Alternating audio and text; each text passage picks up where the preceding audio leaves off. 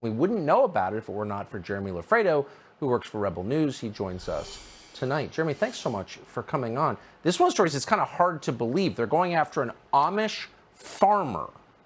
Who are they exactly? We have the U.S. Marshal Service recently raided Amos Miller's organic and holistic farm, demanding he cease operations, and they charged him, as you said, with $300,000 of fines, economically crippling the man.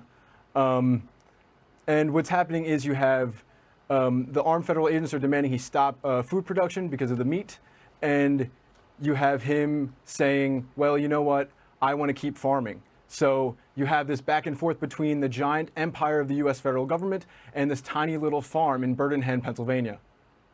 So they went after gyms, organic farmers, and churches. So maybe they're against anything that's wholesome and edifying, that makes you stronger and healthier, and in favor of everything that diminishes you and makes you more dependent. I'm just sensing a theme here. Do you see this?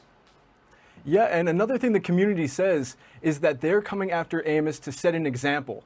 They're coming after an independent, successful farmer who takes out the government middlemen and provides food directly to his community and his people. Now, by taking out the middleman, by taking out the government, you're taking power away and taking leverage away from the government and putting that power and leverage in the hands of the community and the farmers and the people. And another thing I'll add is Amos's farm doesn't use any gasoline or any fertilizer. Now, as you know, these commodities have become very expensive because of Biden's policies in regards to the war in Ukraine and Russia. So Amos has completely eliminated any risk coming from the international or domestic politics of the Biden administration.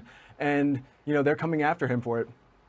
Maybe if he promises to put more chemicals in the milk that turn kids trans, they'll lay off. Did any of the federal marshals decline to raid an Amish organic farm on principle, or did they all just go along with this? Do you know? All I know is that many federal agents did not decline to go and did go along with it and raided the farm and took inventory of Amos's farm to make sure that he doesn't sell or produce any more meat. You know, we're for law enforcement, broadly speaking, but there's such a thing as conscience, okay? And they should not have gone along with this. When they tell you to raid an organic Amish farm, that's when you bow out, okay? I would say. And Jeremy, I appreciate your story that you did. It's shocking to believe it's real, but it is. We're thankful that you came.